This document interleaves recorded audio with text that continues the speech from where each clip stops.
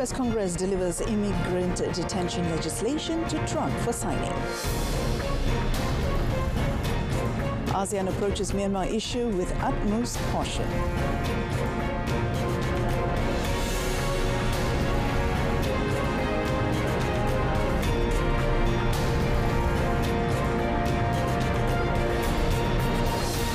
Good afternoon and Salam Malaysia Madani. Thanks for tuning in. You're watching World Today with me, Moina Priya.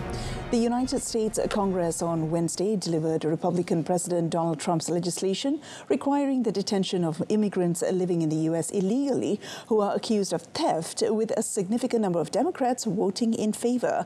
The Republican majority House of Representatives, by a vote of 263 to 156, passed and sent to Trump for signing into law the Laken-Riley Act. It is expected to be the first of several steps by Republicans this year to tighten border security and further slow the flow of migrants into the United States. The House passed the bill with 46 Democrats joining 217 Republicans. The Senate earlier this week did so with the help of 12 out of 47 Democrats and independents who caucus with them. Without those 12 votes, the measure would have died in Congress for now. The bill would require the detention of immigrants suspected of theft or other crimes such as shoplifting, even if they have not been charged with any crimes. Trump won November's presidential election after making immigration a top issue during his campaign, emboldening Republicans to pursue his Get Tough on Immigrants agenda. Mexico's President Claudia Sheinbaum said on Wednesday that she has not agreed to accept non-Mexican migrants seeking asylum in the United States a day after her new U.S. counterpart announced the return of a program to do so. Sheinbaum explained such a move would require the country receiving the asylum seekers to agree, which Mexico had not done. The administration of new U.S. President Donald Trump announced it would bring back its Remain in Mexico program, formerly known as the Migrant Protection Protocols, that forced non-Mexican asylum seekers to wait in Mexico until their often prolonged cases in the United States were resolved. Trump returned to the White House on Monday, vowing to press ahead with aggressive immigration and border security measures. In 2021, former President Joe Biden ended the program, citing precarious and dangerous conditions on the Mexican side of the border. Also on Wednesday, Sheinbaum noted that her Foreign Minister Juan Ramon de la Fuente and a newly confirmed U.S. Secretary of State Marco Rubio had a cordial phone call a day earlier in which they discussed migration and security matters. The new United Nations West Asia envoy Sigrid Kaag visited Khan Yunis in Gaza on Wednesday for the first time since a ceasefire between Israel and Palestinian freedom fighter group Hamas.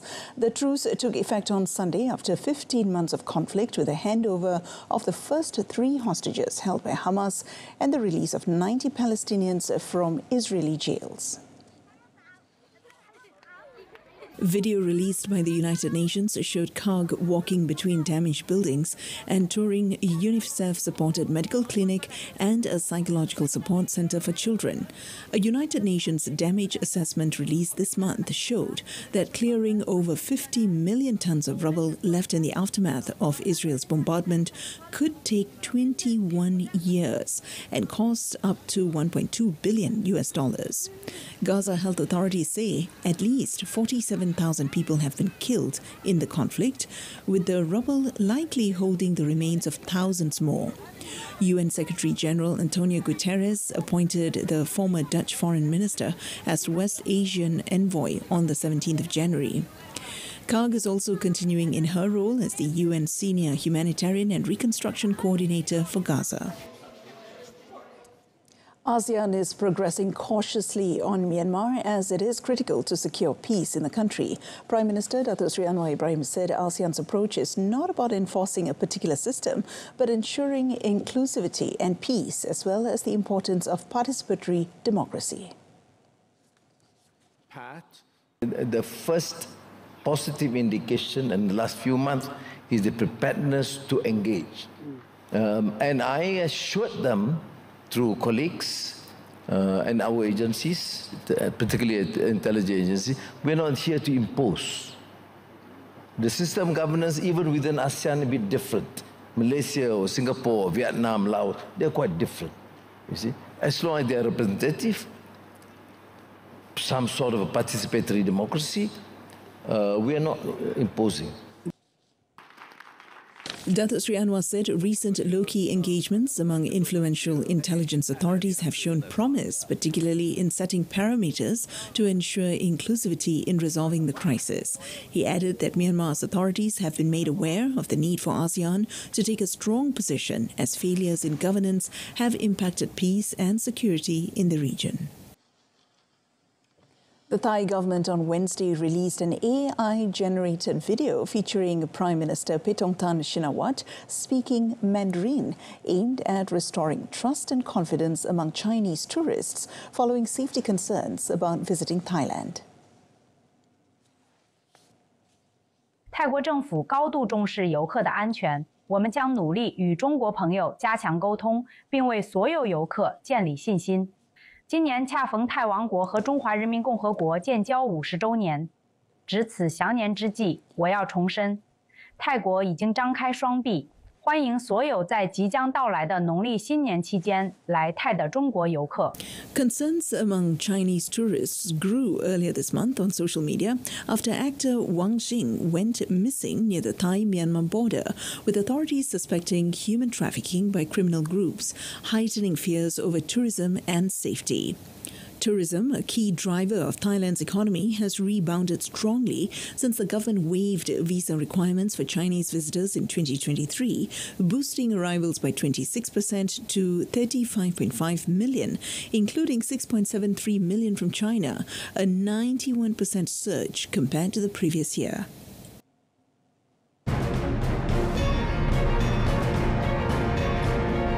Britain monitors a Russian spy ship in the English Channel for 2 days. That and more coming up next.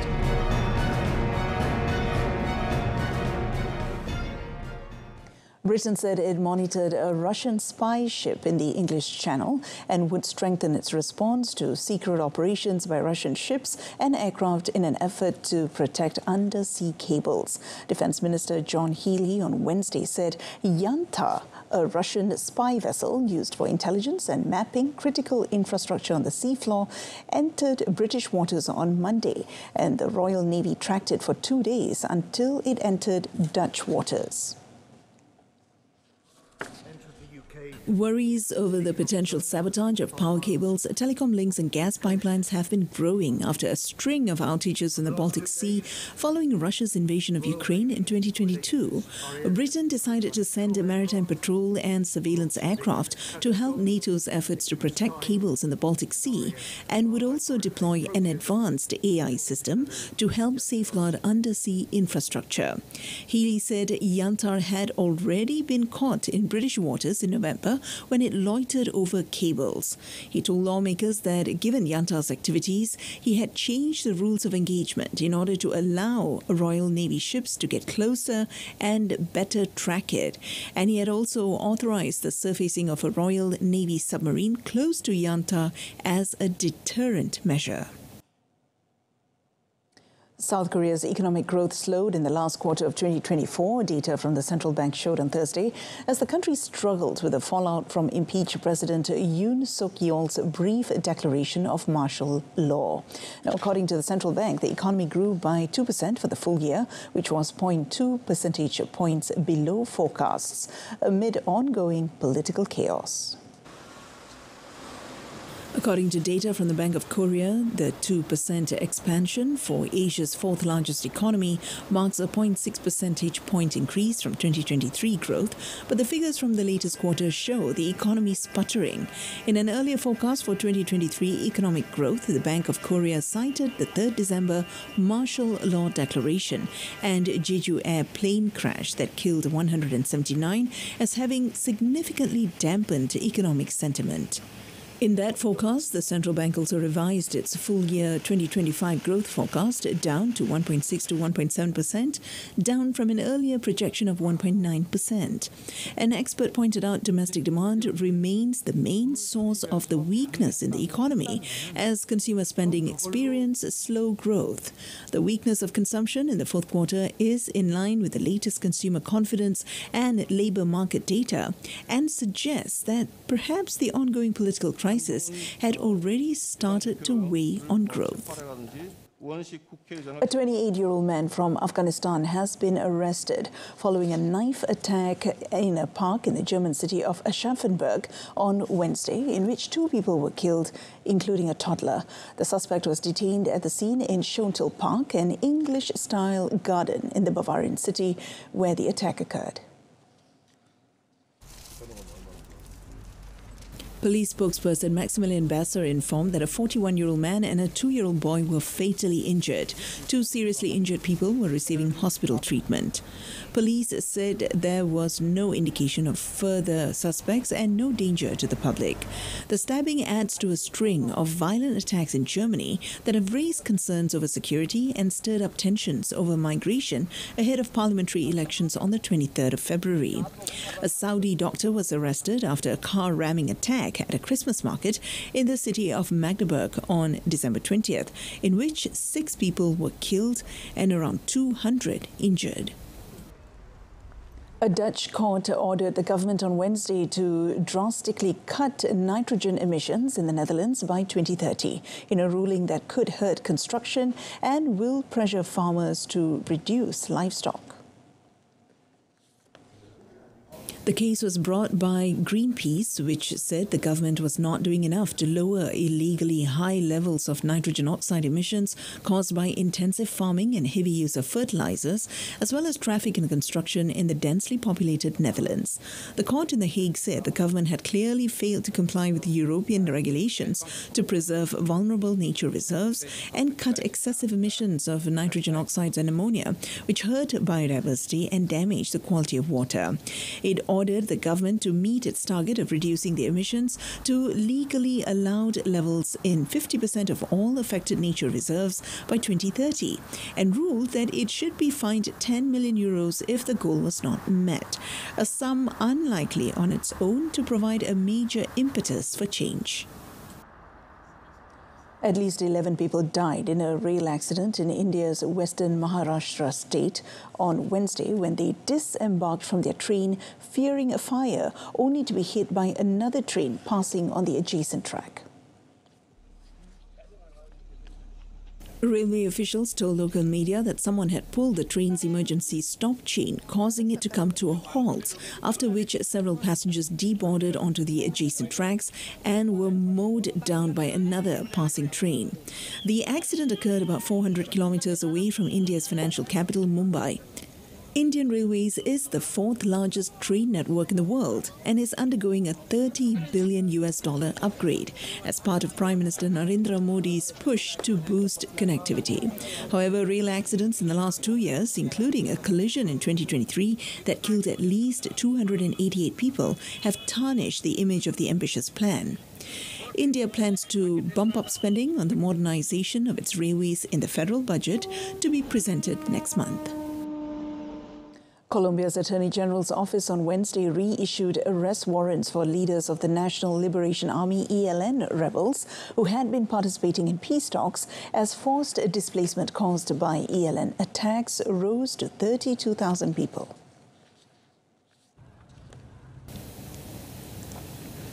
A sharp uptick in violence over the past week in the Catatumbo region, an area along the eastern border with Venezuela, considered strategic for drug trafficking, has thrown an already fraught effort by President Gustavo Petro to end 6 decades of war into crisis.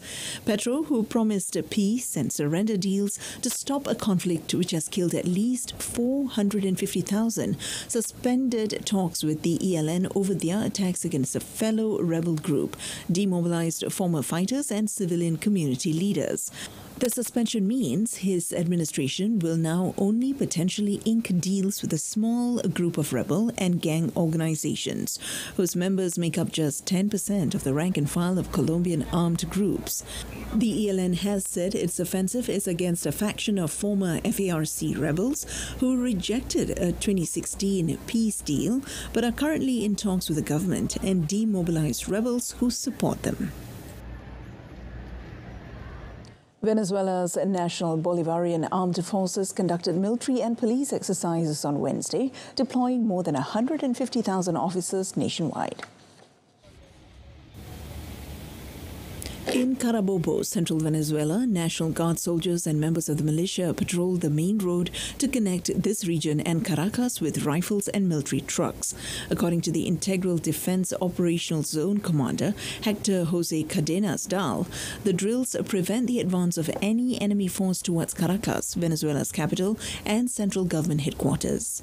Regular army and militia personnel will participate in 290 exercises from Wednesday to Thursday, and they will use 159 naval assets, 50 air assets, and 250 heavy military vehicles, including tanks and artillery, according to local officials. The exercises, dubbed Bolivarian Shield, came less than 2 weeks after the controversial inauguration of Nicolas Maduro's third term, at a critical moment for the Venezuelan president to show strength and authority.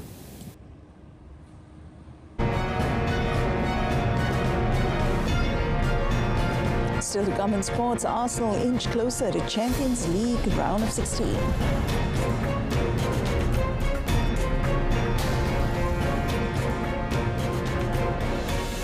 Arsenal moved within touching distance of the Champions League last 16 after Declan Rice's goal in just 106 seconds inspired their 3-0 win against Dinamo Zagreb this morning.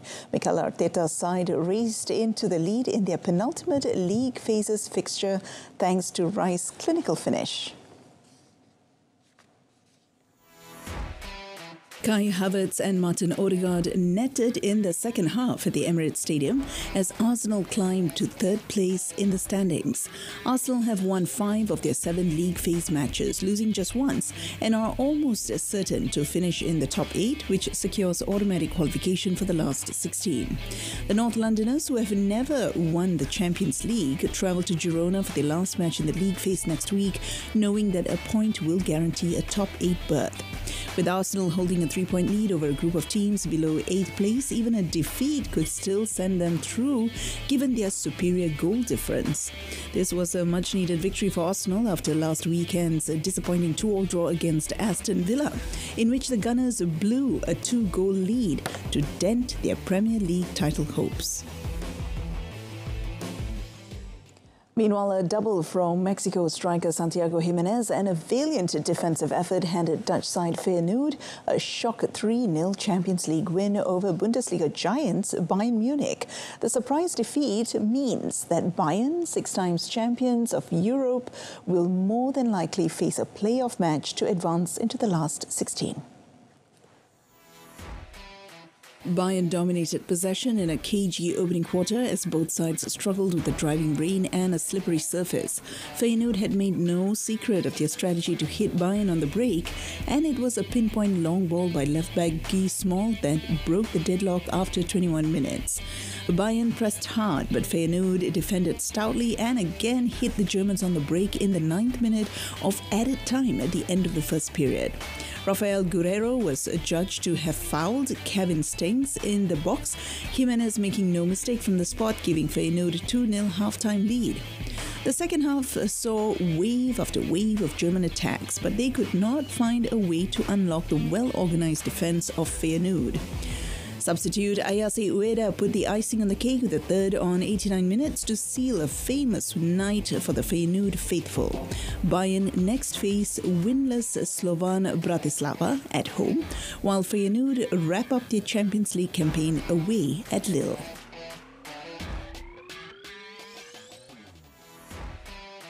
Champions League holders Real Madrid got back on track in Europe with a 5-1 victory over RB Salzburg on Wednesday to ensure they will not be eliminated at the first hurdle. Vinicius Jr. and Rodrigo Goes struck twice each, with French superstar Kylian Mbappe also on target in a ruthless display at the Santiago Bernabeu. Carlo Ancelotti's side lost 3 of their first 6 games in a worrying start to the competition and will likely have to compete in the extra playoff round in February, which is part of the competition's new format, unless they can scrape a top 8 spot. Now, victory left Los Blancos 16th, a point behind Bayer Leverkusen in 8th, which is the final spot for direct qualification to the last 16.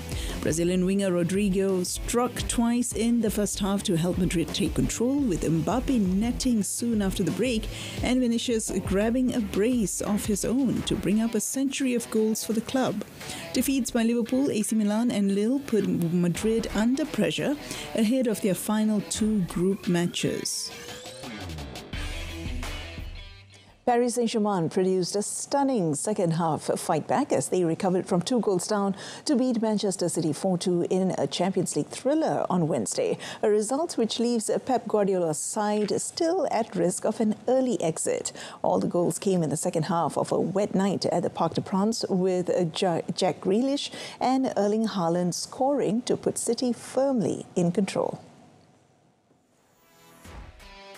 However, Ousmane Dembele pulled one back and Bradley Barcola brought PSG level by the hour mark before Joao Neves headed the French champions in front and Goncalo Ramos wrapped up the win. Both of these powerful clubs came into their penultimate game in the league phase in Paris in trouble, with 24th place City occupying the last qualifying spot in the 36-team standings on 8 points and PSG 1 point behind in 26th. Now, City knew a win here would probably guarantee them a spot in next month's playoffs, while landing a damaging blow to PSG, semi-finalists last season. Instead, it is Paris who moved to 10 points, a tally which may now be enough to progress, while Guardiola's team drop out the qualifying spots with just 1 game left.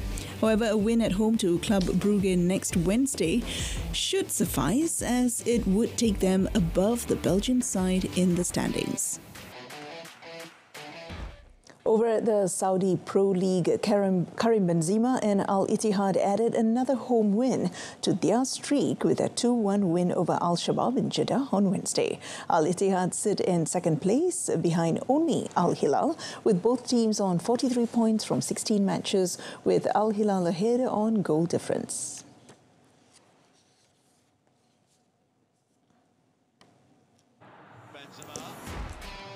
Abdurrahman Al Aboud put the home team on the board first when he scored off a rebound after a shot by Benzema was deflected in the 32nd minute. Benzema doubled their lead during the first half stoppage time when he was set up by winger Ahmed Al Ghamdi. Al Shabab got on the board immediately after that with a close-range goal from Haroun Kamara to close out the half 2-1. Al Ittihad had some additional chances in the second half, but failed to capitalize on them. They are now 9 for 9 at home for the season, with only a single loss and 1 draw anywhere so far. And in other news, Borussia Dortmund have fired head coach Nuri Sahin in the wake of Tuesday's 2-1 Champions League loss at Bologna, saying they had lost faith in him. Dortmund were beaten finalists in the competition last season, but the loss on Tuesday was the club's 4th successive defeat in all competitions. German media reported potential successors included former Manchester United boss Erik ten Hag, who has been seen attending Dortmund games recently, or one-time Benfica and Bayer Leverkusen handler Roger Schmidt. Sahin was assistant to former Dortmund coach Edin Terzic in last season's surprise run to the Champions League final, where they lost to Real Madrid, and the 36-year-old was promoted to head coach in the summer. The sacking continues a tumultuous time for recent Dortmund managers. Since Jurgen Klopp's departure in 2015, Dortmund have had 8 head coaches, including Terzic, who 2 stints at the club, with only Lucien Favre stayed longer than 2 years. Dortmund announced under-19 coach Mike Tolberg would take over on an interim basis, starting with Saturday's home clash with Werder Bremen.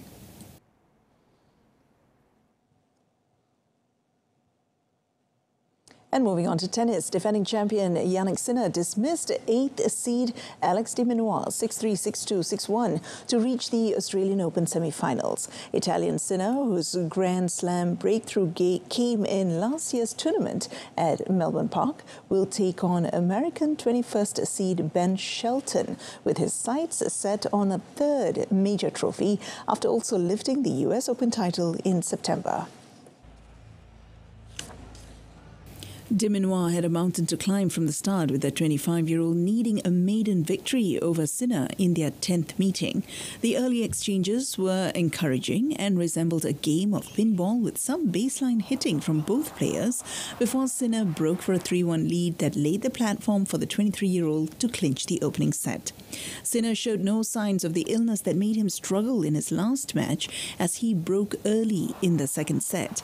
De Minaur responded positively to earn a breakpoint, but top seed Sinner slammed the door shut as he comfortably doubled his advantage in the match on the back of flawless serving.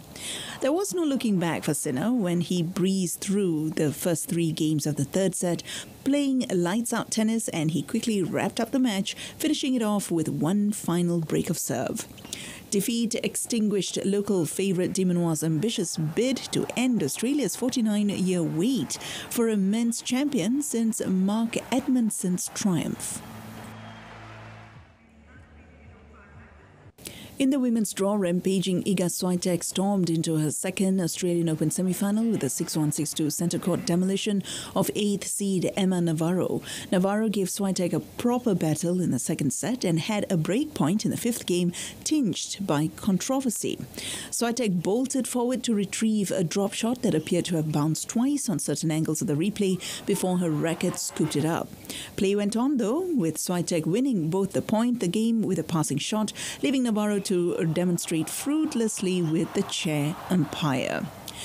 Navarro could not recover from the blow, losing the next 3 games to bow out. While Swiatek squandered a first match point with a poor return to the net, she sealed it on the second when a desperate Navarro fired just wide off the line. A throbbing ball of energy from the first point to the last, Swiatek's win at a sun-drenched Rod Laver Arena set up another American matchup with Madison Keys, who overhauled Edlina Svitolina 3-6, 6-3, 6-4 earlier. And moving on to Formula One, 7-time world champion Lewis Hamilton had his first outing on the track for Ferrari on a misty Wednesday morning at Maranello, realizing his dream of driving in the iconic red of the Italian team. Now, Hamilton, who announced his decision to leave Mercedes for Ferrari in February last year, left the Fiorano garage in the SF23, the Italian team's 2023 F1 model, where crowds of fans had gathered to watch his first test run. The 40-year-old, who won 6 of his world championships at Mercedes, also unveiled a new bright yellow helmet. Hamilton will have to wait for official testing in Bahrain on the 26th to 28th February to get to grips with next season's car, as testing of previous cars' rules only allow a limited use of cars that are at least 2 years old. Now, the Briton will partner Charles Leclerc when the 2025 season begins with the Australian GP from the 14th to the 16th March, and will look to bring the glory days back to F1's oldest and most successful team, who are without a driver's title since 2007. Ferrari's last Constructors' Championship win was in 2008, but they pushed McLaren all the way last season, finishing up a close second. Hamilton's last championship success came in 2020, but he won 2 races in 2024 after 2 seasons without victory. And that wraps up World Today this time round. In our top story, US Congress delivers immigrant detention legislation to Trump for signing. I'm Mohana Priya, Malaysia Madani. From the river to the sea, Palestine will be free. Thank you for your company.